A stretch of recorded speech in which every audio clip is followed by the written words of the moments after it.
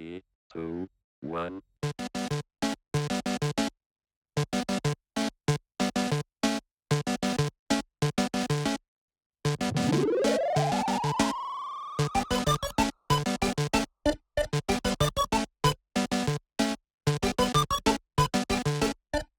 Welcome to Love Machine.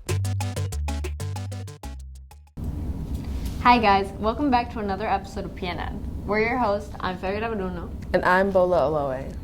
Students, on February 10th, we will be having a half day with students dismissal time at 12:30. And from February 25th to the 27th, we will be having half days for parent-teacher conferences. Now, let's see what's going on around the school with Bola in Highlights of the Week.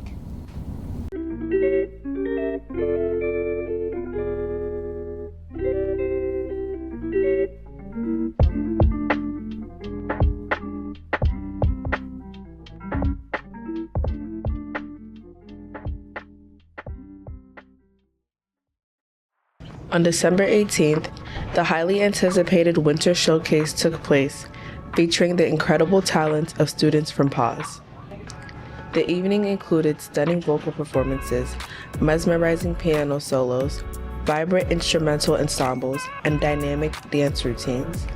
Each performance showcased the hard work and dedication of these talented students, leaving the audience thoroughly impressed. Good job to everyone who performed. On January 9th, the robotics studio visited Jefferson Elementary School to teach young students how to build a piggy bank. The session allowed the children to learn hands-on skills while fostering creativity. Afterwards, the students shared their experiences, providing valuable feedback and showcasing their enthusiasm for this activity. I will definitely do it again with my age or with any other kid that wants it. For the piggy bank, save money, life savings, whatever you want to do with it, you know. Yeah. I think this was a positive learning experience for both the elementary school as well as for the high schoolers. For the elementary schoolers, it was a chance for them to use some tools and materials they might not have been able to before. And for the high schoolers, it was both a reminder of safety practices as well as showing them how to reinforce their skills by teaching them to somebody else. Honestly, it wasn't really difficult because the kids, they're not like babies, they're like 4th, 5th graders.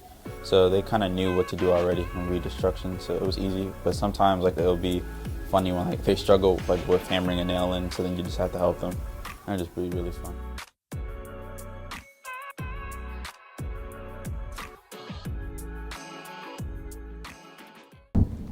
Thank you, Bola.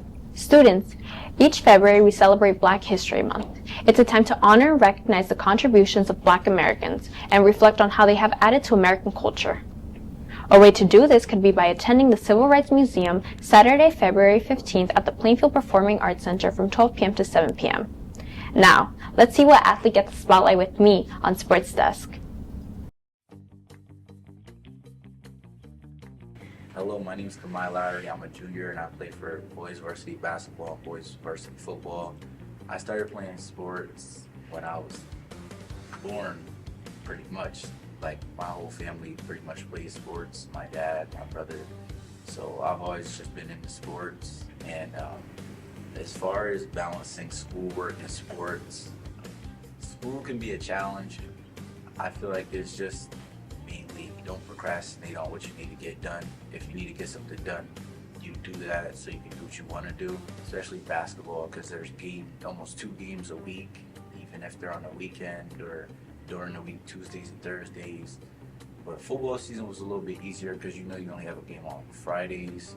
Basketball season definitely can be a challenge because you need to stay on top of your work, make sure you're getting missing work from your teachers, just staying on top of it because you could really get lost below all the missing classes. Some things I want to bring to college with me from high school sports was just the outlook. You can't look at everything as negative, even when your coaches are getting on you. You just got to look at the positives and know that they're doing it for a reason, and to never give up on what you're trying to accomplish, because there's always another goal that you can get to. The Plainfield school system supporting all the sports teams has been very helpful this season with the new field and them repainting the gym and giving us all these new expensive things, and especially the basketball team getting their Under Armour gear, and they redid the basketball courts. We got new jumbotrons, new seats, new scores table. District has been very supportive, very helpful, because we've been able to keep winning for the city.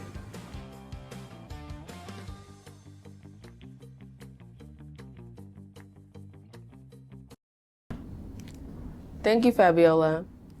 Students, on February 17th, we will be out of school for President's Day.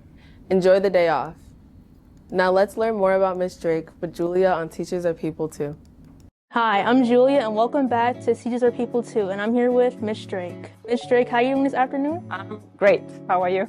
I'm doing all right. Ready to start the interview? Yeah, sure. Do you have any hobbies or interests you enjoy outside of school? Yeah, I enjoy watching TV shows, movies, eating food while I'm watching my shows. So what type of movies do you like to watch? So probably I would go with action comedies. Right. Or romantic comedies. Like Home Alone, stuff like that? Also maybe, you know the movie Holiday? I don't think I've heard of that one. Yeah, like very light, like doesn't make me go think deeply. But sometimes I really want like something thrillers that you like keep you always like stressed out. Yeah, I get that. I like to watch like horror movies and stuff like that. Sometimes I would like to watch those like when I need some energy. Yeah, I get what you're saying. So are you married or do you have a significant other? I'm married, and my husband is also a teacher at Plainfield High School, actually. He is ESL teacher. So if you don't mind me asking, how did you two meet? So we met in Korea, South Korea, and we both were students, but it's not how we met. We met in a philosophy club. He used to run a philosophy club in Seoul. Yeah, that's how we met. So do you have like any pets? I have a cat. Oh, what's their name? I have a name. Oh, We don't call our cat. She comes by herself. is it an outdoor cat or indoor cat? So my husband, she's actually like immigrant cat. So my husband picked her up from the street in Korea. So when we moved here, we moved with her. Have you always been interested in being a math teacher, or did it like develop over time? Probably developed over time. My major is a scientist, so I did research in Korea, and then when we moved here, I was really trying hard to find like lab work or research work, and then I realized it's kind of hard to have a family and do some research, and then I was like, my husband started like teaching, and he was like telling me how he enjoys his work, like working with kids, and he's like, you should try, and I was like, I tried, this was really good, so I like it, I really enjoy it. So would you say like the transition was hard from like going from scientist to teacher? If I compare my experience in research, is like basically nothing that was like impossible to do. Because when I was in research, you don't communicate with people that much. You just, you have like your professor, your supervisor, people that you write paper with. But at school, you have like, you have the teachers, you have all kinds of students, and I love because my day goes very fast. Like, honestly, I don't like tests because I don't teach and I have to just sit in a corner and do nothing. Well, I walk around, but I feel like sometimes when I walk around, I like stress out kids. Yeah. I try not to walk around too much, but I still do it. So, I know, I think it was, I was like, oh my God, it's so easy, I love it. Because I heard that teaching can be like, it's like stressful because you have to like try to help all your students and they all have like different needs and wants and stuff like that. So maybe I can tell, we can call it kind of challenge that I faced when I start teaching generally, is that kids, they have very low self-esteem in math, because I teach math. When you say, oh, you're going to have a math, like Algebra 2, everybody's like, oh my God, I don't know Algebra 2. It's like, I was like, what do you mean? You didn't even start Algebra 2. You cannot say you don't know Algebra 2 the first day of Algebra 2, right? So, and I feel like students expect they know math very well without doing any practice. So it's impossible, right? If you want to like be a good driver, you have to drive, right? That's how you become good in something. If you want to do good in sport, you have to go practice every day. So it's the same with math. If you want to do a very good in math, you have to do something in math in order to, you know, do any progress. So that was a little bit like try to explain to students, but they always, I feel like there is like a social statements that everybody thinks math is so hard, I cannot do that. Period. There's like there's such a strong like statement that I'm trying to like say no, it's like it's possible. Come on, you can do it. So that maybe is like a little bit of a challenge. Yeah, I understand like the apprehensive like thing with math because I guess that's something to do with like COVID too, because people were at home and they didn't get like the right teaching while Zoom and stuff. So I guess it's not only a factor to math only. I think it's a factor to overall all the subjects, especially probably phys ed, because you don't go run around. So, yeah, I think, yeah, those kids who were like in a middle school, elementary school during COVID, like right now they're facing a lot of more struggling the kids before COVID era, right? Because of that like 2-3 years of like, you know, basically you out of the regular system and then you have to now go back and everything needs to be like adjusted. Then I think when we had like COVID, as involvement in technology like grew so fast, and now with basically teachers, we cannot do anything without technology. So that's kind of part. That's kind of good and bad thing because sometimes when I fully rely on technology and I'm preparing my lesson to be only online, something may happen with like, you know, with the system or with the internet or is like connection or sometimes something is not synchronized correctly. So you're like, you get a little bit annoyed, but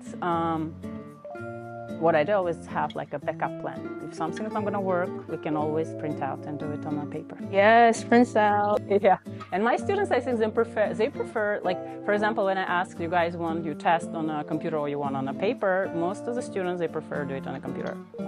So I'm sorry, on a paper, because I feel like it's probably the better. Yeah, I focus better on paper rather than like on the computer. Yeah, makes sense.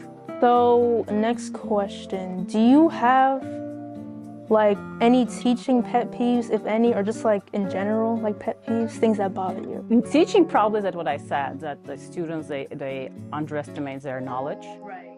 So they always like, oh my God, like, honestly, I hate when students, they like, I give away their like tests. They didn't even look it up and they're like, oh my God, I'm gonna fail it. I was like, you didn't even open it. Like, and why are you gonna fail it? If you're doing everything what you're supposed to do, you're not supposed to fail.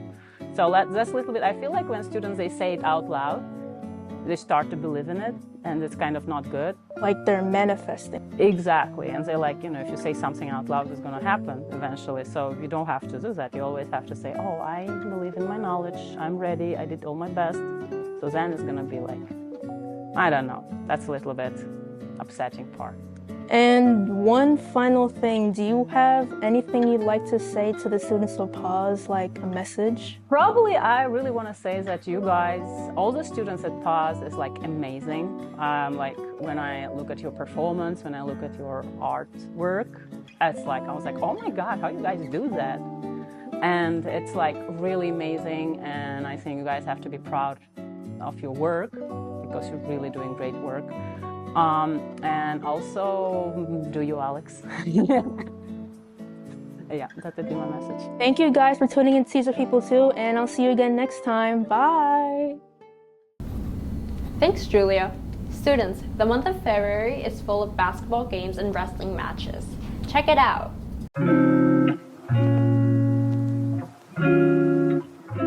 Now, let's see what you guys' New Year's resolutions are with Kaylor on Walls in the Halls. Welcome back to a new episode of PNN. I'm your host, Kaylor for Walls in the Halls, and today we're going to ask people for their New Year's resolutions and how they plan on doing it. Hi, who am I with? Isabella.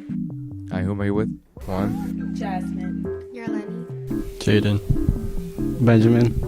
Josue. Hi, who am I here with?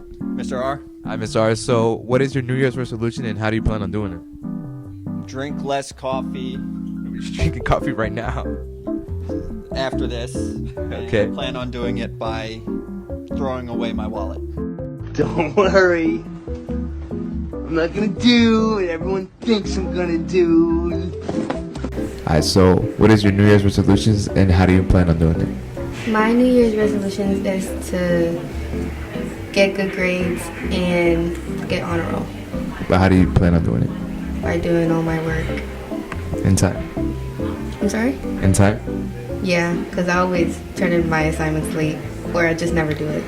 Shame on you. Alright, Juan, so what is your New Year's resolution and how do you plan on doing it? My New Year's resolutions are making it to a varsity team this year for soccer. And how do you plan on doing that? Training.